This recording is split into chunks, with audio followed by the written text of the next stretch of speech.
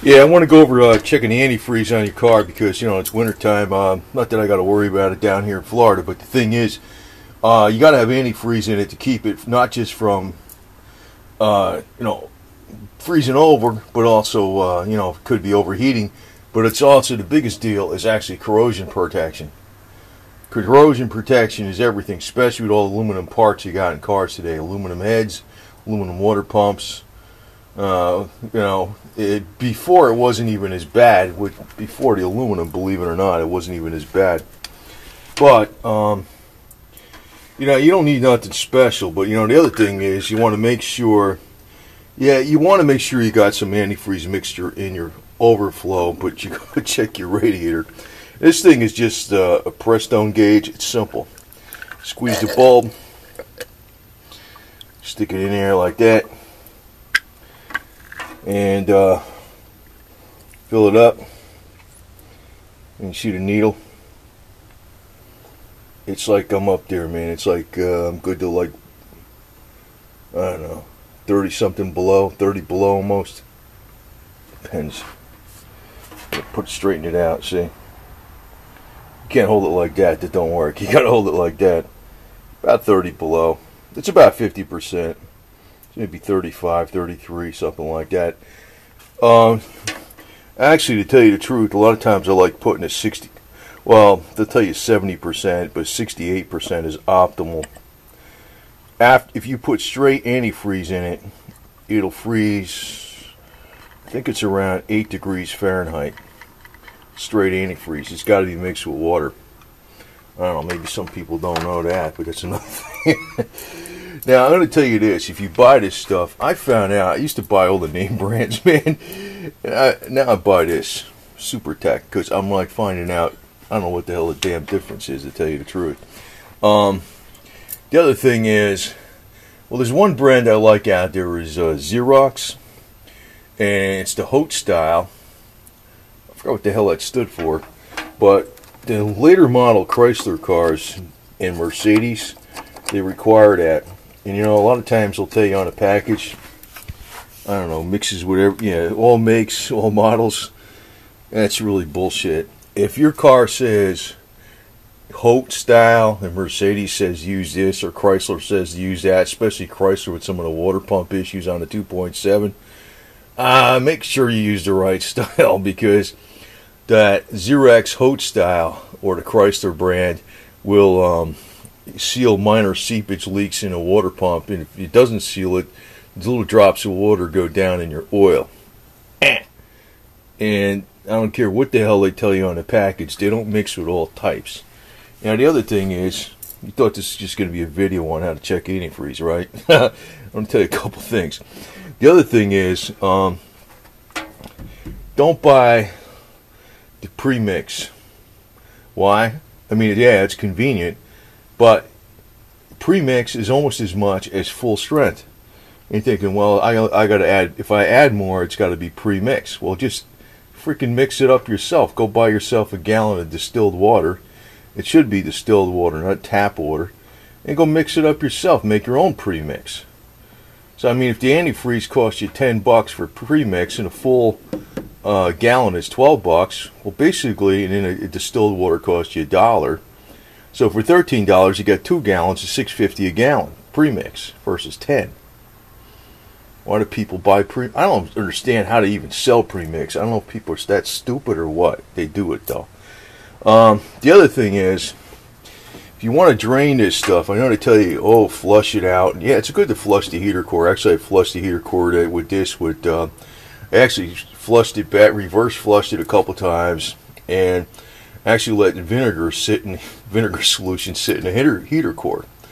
Vinegar solution will actually dissolve deposits safely without causing any damage to the metal. And if you have a leak after you did it with a flush with the vinegar solution in the heater core, well, that means the damn thing was ready to leak, and the only thing that was holding it together was corrosion. Now, the other thing I like to do, like when I flush these out, I'll just pull the bottom hose off, not this one, the bottom hose down there, and take the radiator cap off and let it drain. Now that gets the radiator done, but most of the stuff in the block is still there. you know, the antifreeze. Now this is a thermostat, you know, typical thermostat. Now, I showed this on the Chevy. What I normally do, and I did this on the Sebring, and the Chevy replacement's got it in here now, is I'll drill a hole no more than an 1/8 inch right here, like not on the very edge where it seals on the gasket surface, but right here. Well, you know, in other words, there's a little lip this sits in. You don't want to have it the hole right over that lip. You want to have a little hole like halfway between this and the edge. And what that is it's not enough to freaking make a difference where the thermostat is gone, make the car run too cool because it's got this little, I don't know, 3/32 hole in there or some shit, you know.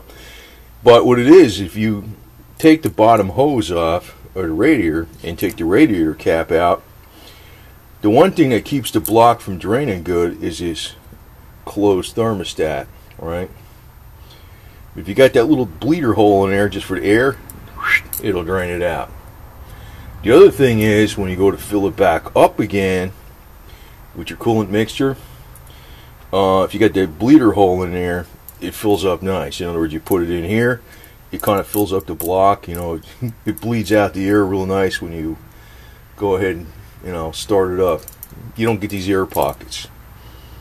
Why did they not make them that way? I don't know. They're stupid. That's freaking, I don't know, man. I mean, maybe some little stupid tricks I used to learn from mechanics, man. The old guys, man. And the other thing is, I always like throwing a battery charger on my vehicles a lot of times, here and there, if I don't use it much. That's a trickle charger. It's not a temperature sensitive one. I got the electronic ones. Tell you the truth, sometimes I bust that electronic crap, it breaks. This is like a $18 charger, it's a Schumacher. It's like the only time this can overcharge it a little bit, and when it doesn't have like the temperature sensing in there, is when it's like really, really hot outside. But, you know, when it's cold out, it ain't gonna have a problem. Similarly, I just want to add this. I hate anything. I've been finding out everything electronics is a piece of shit, to my opinion. But I'm going to tell you this. This is like a Rayovac flashlight. That's the old style. If you remember these back in the 50s and 60s. You turn it on. It's got a little button here. It goes, beep. You know, you can see, right? And you turn it on all the way. It's full light. And it's got a LED light in there. What do you turn it on? There it is. I broke so many freaking $25, $30 freaking, you know, digitalized, flashing, stupid ass flashlights. I'm never going to be at one again. These are like $4.95. And they come with the batteries. And they last a million years. Just want to put that out there because the more high-tech crap is, the worse it is, in my opinion. Oh, it's a big marketing thing. Oh, you got to have the latest. It don't work. So anyway, just want to put that out as a little side note on this video, but it's very easy to check your antifreeze. You can get one of these gauges for like $5, but you should do it. I can remember cousins being too lazy to freaking check or change or add antifreeze. You know, you work on the car or something like that to do all the head work. Then they'll put antifreeze in, and it comes around winter, and they're like, "Oh, well, the freeze out plugs will blow." Freaking, oh, God. Anyway, that ain't me. I maintain the shit out of them. So anyway, that's my little tips. And like again, if you got a Mercedes or a Chrysler, it says HOAT style, HOAT, H-O-A-T style. It's, I don't know, it's, what is that, GL5 or something, the Xerox style. Do not get this kind. Don't put that antifreeze in there. If you got a Honda, put the Honda freaking, I don't like Honda, but just make sure you use the right shit. I'm going to tell you right now, there's all, you know, the brands that tell you to mix all kinds, that's, many times that's bullshit. If you start out with this, and you got a plain little simple engine like this, you're fine. But if you have something else in there from the factory, don't mix it. Believe me, get the right stuff. And make sure you got enough of in there.